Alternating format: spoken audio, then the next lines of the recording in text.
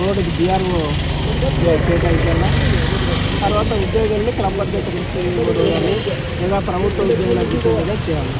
గత 30 సంవత్సరాల నుంచి ఇదే మాట మేము మాట్లాడుతున్నాము. గవర్నమెంట్ ఈసారి ప్రతి సంవత్సరము ఏదో ఒకటి కొంచెం లిటిగేషన్ చేసే కార్మికుల్ని చులకన భావంతో చూస్తుంది ఈ గవర్నమెంట్ అది ఏ గవర్నమెంట్ అయినా.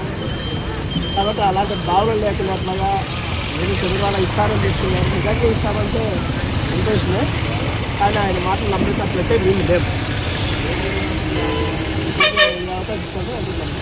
అనంతపురం జిల్లాలో సత్యసాయి వాటర్ సప్లై ప్రాజెక్ట్ నుంచి 1100 గ్రామాలకు మంచినీటిని సరఫరా చేస్తున్నాము.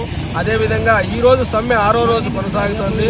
అదేవిధంగా బోర్డు అధికారులు కానీ జిల్లా కలెక్టర్ గారు కానీ దీనిపైన ఎటువంటి స్పందన లేకుండా స్పందన కరువవుతుంది. అదేవిధంగా 550 కుటుంబాలని రోడ్లు పాలు చేయాలనే ఉద్దేశంతోనే ఈఎన్సీలో పనిచేసినటువంటి హరే రామ్ నాయక్, అదేవిధంగా గౌతమి గాయత్రీదేవి మేడం గారు వీళ్ళంతా కలిసికట్టుగా మన సత్యసాయి వాటర్ సప్లై ప్రాజెక్ట్ని మరుగున పడే విధంగా చూస్తున్నారు. ఇదే విషయము మన రాష్ట్ర ముఖ్యమంత్రి గారు దృష్టికి పోవడం వల్ల సత్యసాయి వాటర్ సప్లై ప్రాజెక్ట్ని ప్రత్యేకంగా ప్రత్యేక దృష్టితో చూడాలనే ఉద్దేశంతోనే మన సత్యసాయి కార్మికులందరూ తరపున మన ధన్యవాదాలు. అదేవిధంగా మన సత్యసాయి వాటర్ సప్లై ప్రాజెక్టు వల్ల 1100 గ్రామాలకు మంచినీటి సరఫరా చేస్తున్నాం.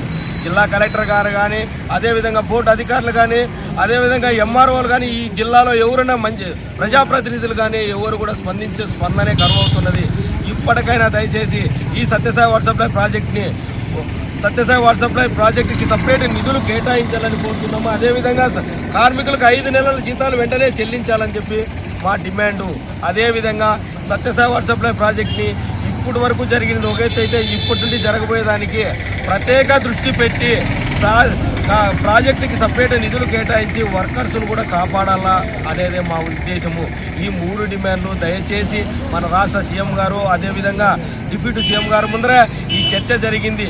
ఆర్డబ్ల్యూఎస్లో విలీనం వద్దని చెప్పేసి మన రాష్ట్ర ముఖ్యమంత్రి గారు చెప్పారు. అందుకే మన రాష్ట్ర ముఖ్యమంత్రి గారికి మన సత్యసాయి జిల్లా వాటర్ సప్లై ప్రాజెక్టు తరఫున మా కార్మికులందరి తరఫున మా హృదయపూర్వక ధన్యవాదాలు. దయచేసి ఇప్పటికైనా మించిపోయింది లేదు. బోర్డు ఇన్నేళ్ళు 27 ఏళ్ళు సర్వీస్ కలిగిన వ్యక్తులకే పర్మనెంట్ చేయాలనేదే ఉద్దేశము, మాకు డిమాండ్. అది ప్రత్యేక డిమాండ్గా కోరుతున్నాము. సత్యసాయి వాటర్ సప్లై ప్రాజెక్ట్ని 1100 గ్రామాలకి మంచినీటి సరఫరా ఆగిపోయినా కూడా ఇంతవరకు 6వ రోజు బోర్డు అధికారులు ఎక్కడా కూడా స్పందించిన పాపాన పోలేదు. జిల్లా కలెక్టర్ గారు, అదేవిధంగా మన రాష్ట్ర సీఎం గారు మన రావాల్సిన బకాయిలు వెంటనే చెల్లించే విధంగా చూడాలని చెప్పి మా ధన్యవాదాలు.